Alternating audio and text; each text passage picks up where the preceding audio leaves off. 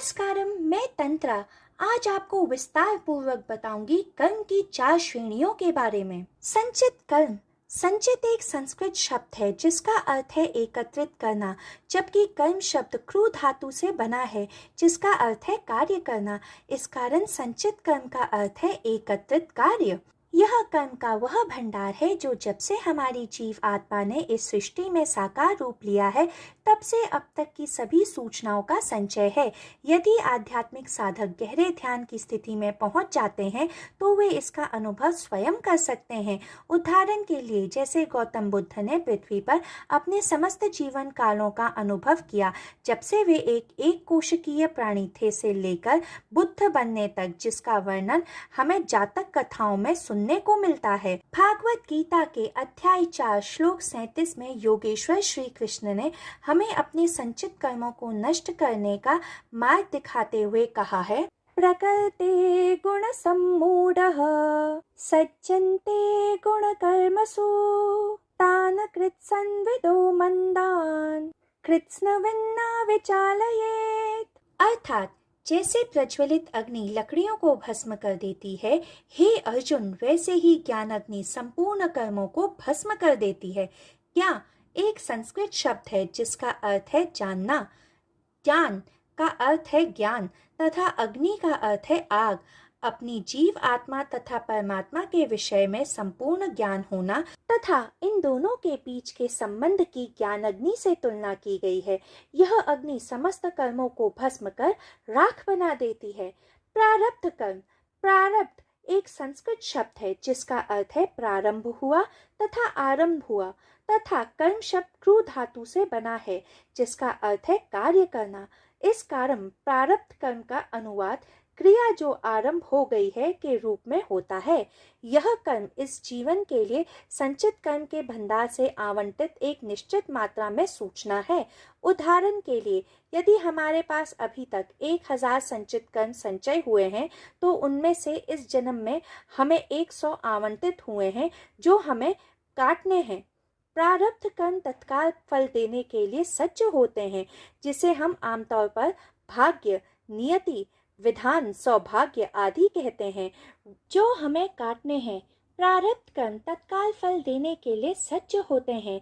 इन्हें हम आमतौर पर भाग्य, नियति, विधान, सौभाग्य आदि कहते हैं।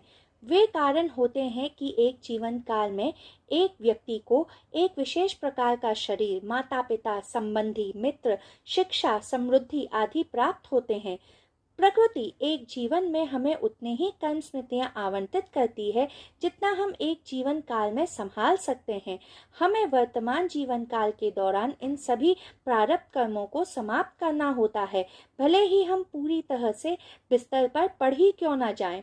परंतु जैसे ही वर्तमान जीवन काल में भोगने के लिए प्रारब्ध कर्म पूरी तरह से समाप्त हो जाते हैं, तुरंत ही हम इस शरीर से मुक्त हो जाते हैं, अर्थात मृत्यु को प्राप्त हो जाते हैं। फिर से हमारे जीव आत्मा एक नया जन्म लेती है, एक नए शिशु शरीर में, फिर से नए आवंटित प्रारंभ कर्मों को भुगतने के लिए। दुर्भाग्य से एक जन्म के दौरान हम अपने पूर्व निर्धारित प्रारब्ध कर्मों को समाप्त करने के बजाय उसी जीवन काल के दौरान कई और नए कर्मों का निर्माण और संचय कर लेते हैं, जो फिर से हमारे पिछले संचित कर्मों के भंडार में जमा हो जाते हैं तथा यह स्थिति हम हर जन्म में दोहराते रहते हैं और जन्म मृत्यु के निरंतर सांसारिक चक्र में फंसे रहते हैं, मुक्ति से कई कोसों दूर। इसी कारण शायद आदि शंकराचार्य ने भज गोविंदम में कहा है, पुनरपि जननाम पुनरपि मरणाम पुनरपि जननी जठरेशनाम यह संसारे बहुत दुस्तारे कृपया पारे पाहे मुरारे। अर्थात फिर से जन्म लेना, फिर से मरना और फिर से माँ के गर्भ में स्थित होना, इस संसार को पार करना अत्यंत कठिन है। अपनी असीम करुणा से मुझे बचाओ हे मूरा दानव के विध्वंसक। कहते हैं कि जब एक आध्यात्मिक साधक अपनी साधना से अपने प्रारब्ध कर्मों को काट रहा होता है तो अच्छे ज्योतिषी उसका भाग्य नहीं बताते हैं, क्योंकि वह अपना प्रारब्ध अर्थात भाग्य बदल रहा होता है। वर्तमान कर्म, इन्हें क्रियामान कर्म या अभी घटित होने वाले कर्म के रूप में भी जाना जाता है, जो वर्तमान में किए जा रहे हैं। जो क्रिया हम करते हैं तथा वो क्रिया जो हम चुनते हैं वे वर्तमान कर्म कहलाती हैं। ये वे कर्म हैं जो हम अपने वर्तमान जीवन काल में करते हैं जब हम अपने प्रारब्ध कर्मों को भोग रहे होते हैं।